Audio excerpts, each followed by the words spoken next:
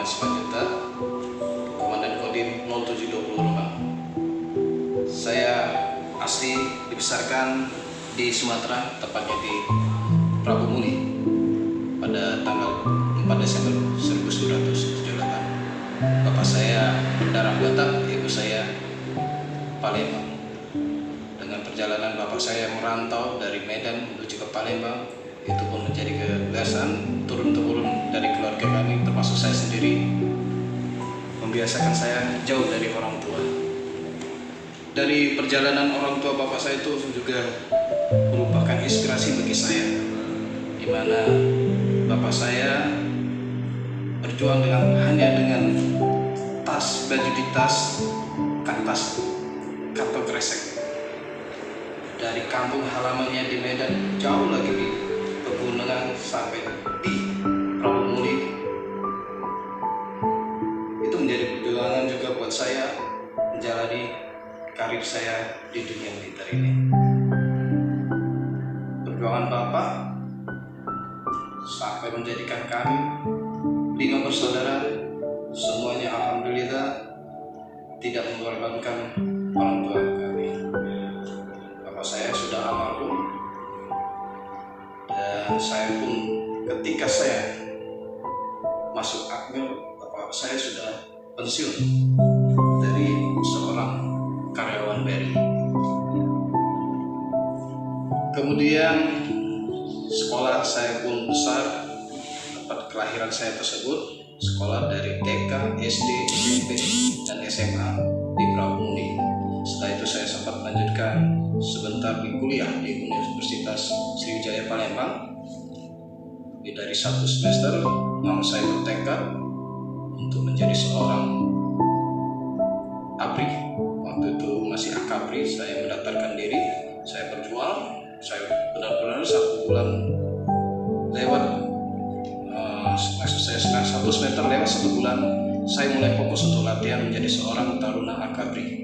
Saya latihan dan latihan, fokus. Saya tidak mau mengecewakan orang tua saya.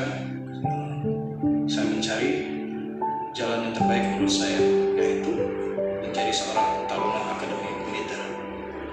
Saya berjuang, saya benar-benar latihan, baik fisik, mental, maupun intelektual. Saya belajar, risiko pun saya belajar. Risiko saya dilatih dengan menempatkan diri pada waktu dan tempatnya. Saya dilatih mulai dari bangun tidur, saya harus apa? Mulai bangun tidur, saya sholat subuh, kemudian menimba air di rumah, dan itu hanya sebuah rutinitas yang biasa. Namun itu membentuk jiwa saya, membentuk karakter saya menjadi seorang yang saya cita-citakan menjadi seorang anggota TNI. Pelukan hangat mereka sewaktu pelantikan saya menjadi prajurit taruna Akmil menghapus lelah, kepenatan, capek, dan bosan selama saya menjalani pendidikan cadar muka, dan sekaligus menjadi semangat dan cambuk untuk tetap menghadirkan kemenangan yang lebih besar lagi kepada kedua orang tua dan kepada keluarga seluruh, untuk mereka hadir ke Istana Merdeka, ke Istana Presiden, untuk menghadiri saya menjadi seorang Letnan 2 pada tahun 2001. Dan itu alhamdulillah berkat rahmat Allah dan tentunya doa orang tua dan keluarga lainnya. Menjadi seorang perwira dengan pangkat Letnan 2 dengan kecakapan Kopsri merupakan suatu perjuangan untuk sebuah akhir dari awal yang pasti. Pengabdian yang nyata dimulai saat saya menjadi seorang perwira. Saya penempatan pertama di Zion Suku 5 Paratibaya Begina yang berada di Kepanjen Malang. Di sana saya langsung mendapat kepercayaan untuk menjadi komandan peleton, namun dia 2 kali satgas. Yang pertama satgas TMMD skala besar, yaitu saya mengepras, memotong bukit, memperlebar jalan di daerah Pacitan, Jawa Timur. Di pegunungan itu menggunakan sistem ledakan dan menggunakan beberapa alat berat. Namun belum selesai pekerjaan tersebut, saya ditarik lagi ke markas batalion karena saya akan ditugaskan berikutnya dalam penugasan di perbatasan antara Indonesia dan Timor Leste. Saya jalani semua, dan itu semua saya selalu mendapat support, doa, dan semangat dari keluarga saya, terutama kedua orang tua saya. Kemudian berhasil juga saya, alhamdulillah, menurut penilaian para komandan, atasan saya, rekan-rekan, kita kembali dari tugas dengan lengkap. Itu pun sudah sebuah keberhasilan, tidak perlu yang lain-lain. Saya kembali dari Atambua dan berhasil anggota saya berjumlah 60 orang waktu itu berhasil kembali dalam keadaan sehat walafiat. Tak lama begitu dari Atambua saya mendapat kepercayaan lagi, dengan seiringnya terjadi gempa bumi dan tsunami di Aceh. Kami dibentuk satu lagi satgas untuk penanggulangan bencana di sana. Saya melaksanakan latihan, baik latihan militer maupun pembuatan rumah-rumah knockdown segala macam yang bisa mempercepat proses pembangunan rehabilitasi yang terjadi di Aceh. Ternyata saya mendapat perintah baru lagi. Saya ingat waktu itu setelah upacara bendera hari Senin, saya dipanggil senior saya, kasih kamu selalu mimpi apa? Siap, saya tidak mimpi apa. Kamu besok ternyata harus mendapat perintah untuk berangkat mendahului ke Aceh. Di sana lebih membutuhkan kamu. Oh siap, saya bilang. Pada saat itu pun juga saya sedang melaksanakan proses pengajuan pernikahan dengan istri saya. Mau tidak mau, perintah adalah perintah. Tetap saya laksanakan. Saya harus berangkat ke Aceh mendahului dari satgas yang harusnya berangkat beberapa bulan kemudian. Saya berangkat untuk menjadi organik di Aceh, yaitu Kodam Iskandar. Saya berangkat dengan beberapa rekan lain yang dari satuan-satuan lain untuk menggantikan rekan-rekan kita yang terkena musibah. Kebetulan di Aceh itu satuan sipil, yaitu dulu Densi Bersatu, terkena dampak langsung. Lokasi satuan tersebut berada persis di pinggir pantai Lokna, Aceh. Jadi hampir 90% terkena musibah. Yang selamat dari personil tersebut karena personil tersebut sedang melaksanakan pembangunan di Rindang. Kami langsung berada di sana, terbang menuju Aceh, meninggalkan calon istri saya. Saya fokus juga untuk di sana mengatasi diri saya sendiri yang menghadapi tiba-tiba, perintah tiba-tiba. Saya menyiapkan untuk beberapa bulan kemudian, tapi saya harus besok berangkat. Saya pun berangkat meninggalkan tadi yang saya bilang calon istri saya, dan saya harus segera pamit juga. Tidak lupa, saya harus minta restu kepada orang tua saya. Dengan restu orang tua saya yakin saya pasti mampu melalui semuanya dan semuanya. Saya berangkat ke Aceh. Langsung kemudian saat itu saya ditampung di Makodam. Saya melihat di sana, saya langsung kemudian terjun untuk membantu masyarakat di sana, membersihkan. Mohon maaf, banyak begitu mayat-mayat yang kita temukan di mana sana, baik masyarakat sendiri maupun relawan-relawan lain. Bukan hanya mayat yang kita temukan, namun harta benda mereka juga kita temukan, di mana kita juga waktu itu butuh, tapi kita tahu itu bukan milik kita, tetap kita jaga milik mereka. Alhamdulillah, banyak juga yang masih punya keluarga yang kita kembali ke mereka kita, dan mereka juga yang tidak, kita nggak tahu juga. Kemudian 2005 situ selesai sudah masa tsunami, beralih rehabilitas. Saya juga tetap terlibat lagi karena kami satuan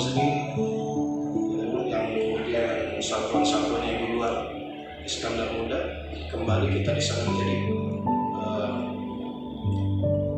pokoknya intinya pergerakan di sana kita sendiri yang kita melanjutkan ke sana, yang waktu itu hanya jalan pembuka, kita di sana untuk membantu lagi elemen-elemen lain bekerja sama mengatur dan segala macam, menjadikan Aceh lebih baik.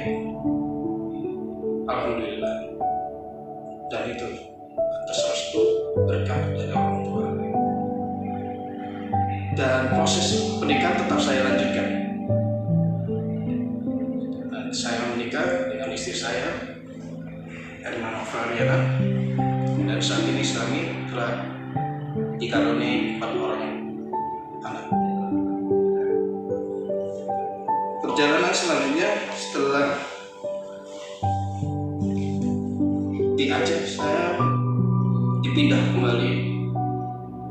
Saya mengikuti tes untuk ke jenjang berikutnya, tes di Kelapa II, di mana waktu itu kami di Kelapa II 2011 mengalami tes yang cukup komplit seperti kita mau masuk tentara.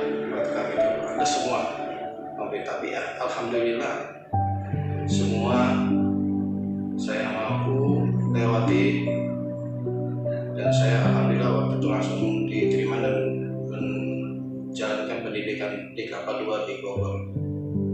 Dan semua sekali lagi orang tua. Saya melanjutkan pendidikan di Kelapa II itu mendapat bekal lagi doa di Kelapa II, bukan hanya orang tua, tapi saya dapat lagi dari mertua, karena tadi setelah di Aceh tadi saya menikah, saya dapat orang tua, dapat juga dari istri, jadi saya semakin enak menjalani hidup dengan adanya doa dari keluarga kita yang dekat dengan saya. Kemudian setelah pendidikan di Kelapa II itu saya mendapat penempatan lagi di Kendari, Sulawesi Tenggara. Itu Kodam 7 Wirabunama. Lagi posisi di sana saya harus menghadapi hal-hal yang lain dan semua alhamdulillah, tapi cuma hanya 1 tahun saya di sana di Kendari, kemudian saya ditarik lagi ke Zidam sama 1 tahun di Zidam tapi di Makassar. Setelah itu saya ditempatkan kemudian kembali ditarik lagi ke Jakarta menjadi wakil komandan batalion Seni Konstruksi 11, sekarang sudah berubah menjadi Zipur 11 di Jakarta. Salah satu impian terbesar para perwira TNI AD yaitu mengenyam pendidikan di Seskuad. Puji syukur alhamdulillah pada waktu saya menjadi wakil komandan batalion Sikon 11 Dudla Wigra, saya mendapat kesempatan untuk menjadi perwira siswa Seskuad. Dan itu saya pun pada kesempatan kedua dengan seleksi yang kedua baru saya lulus menjadi pasis Seskuad. Yang pertama saya sadari mungkin saya sudah cukup latihan baik itu fisik maupun akademik dan lainnya, namun saya di situ lupa satu, saya terlalu sombong, mengakui bahwa saya sudah bisa tapi saya sombong dan saya kurang minta restu dari orang tua. Pada kesempatan kedua, restu orang tua benar-benar nyata pada saya dapat menjadi perwira siswa Seskuad dan lulus dari Seskuad tersebut. Kemudian saya ditempatkan di Kodam 9 Udayana. Di Kodam 9 Udayana di Bali saya menjadi Papandia, seorang Papandia. Papandia tepatnya di logistik selama 2 tahun. Pada kesempatan mau kedua tahun itu ada kesempatan ikut Dikdanya. Pertama saya pikir juga untuk jadi Dikdanya gampang-gampang ya mungkin. Ternyata saya pikir yang ikut Dikdanya itu ternyata mereka yang sudah lulusan Seskuad juga, berbekal kita sama, dan ternyata persaingan pun lebih berat untuk menjadi seorang Danang. Dan puji syukur alhamdulillah berkat rahmat Allah saya masuk jadi dan lulus Dikdanyon. Kemudian saya menjadi Danyon juga di Bali, di Danyon Sipur 18 Widakarya Rasaka. 2 tahun pertama saya menjalani sebagai seorang Danyon Sipur, tapi pada tahun ketiganya saya alhamdulillah juga dipercaya untuk menjadi Dan Satgas Minus Dakar 37G, yaitu di Afrika Tengah. Ada sedikit flashback waktu saya dilantik menjadi Danyon di Dansiku 18 Widakarya Rasaka. Pada saat acara Ramatama itu saya hadirkan juga orang tua saya juga, yang saya ganti juga dari sebelumnya rekan saya dan Kopral Setiwanto. Di situ kedua orang tua kami hadir. Pada saat selesai saya menyampaikan perkenalan singkat saya di panggung pada seluruhnya, saat itu dihadiri oleh Pangdam Sekendang Widayana, saat itu Majen TNI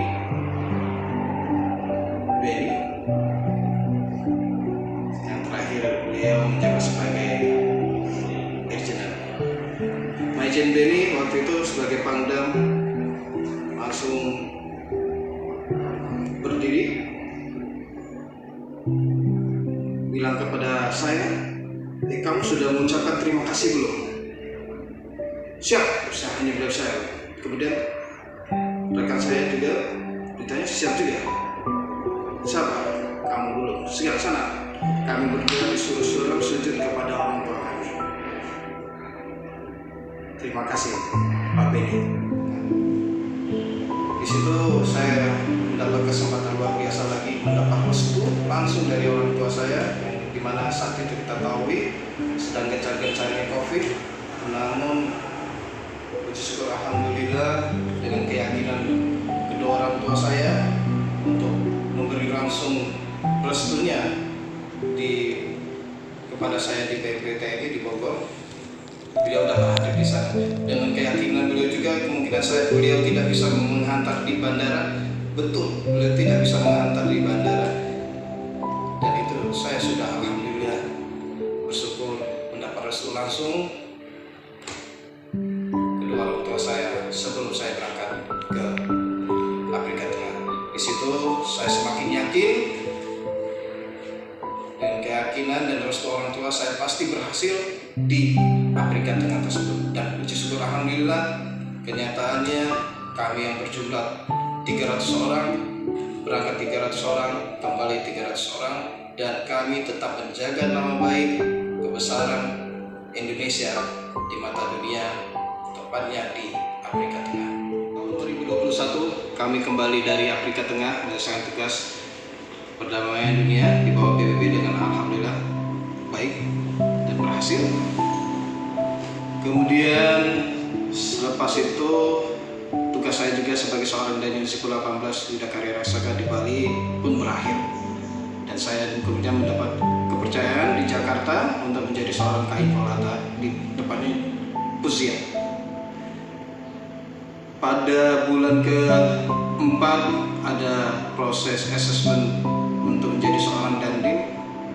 Saya mengikuti proses tersebut, dan alhamdulillah saya lulus dan menjadi dan melaksanakan asesmen tersebut, pelatihan selama 1 bulan lebih kurang. Dan selesai dari sana saya mendapat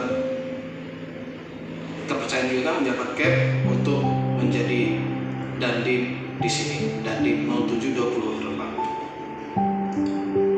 Saya agak putar lagi ke belakang, waktu saya jadi Danyon, saya juga menghadirkan mertua saya. Saya lupa karena bagi saya mertua dan orang tua adalah sama orang tua. Pada saat saya di Danyon, orang tua dan mertua saya hadir memberi restu saya juga menjadi seorang Danyon, dan pada saat saya berdandim,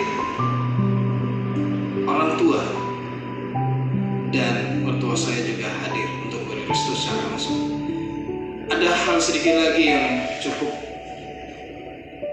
menyedihkan bagi saya, tapi sebagai seorang tentara yang telah dipercaya untuk menjalankan tugas di luar negeri, pada saat saya menjalankan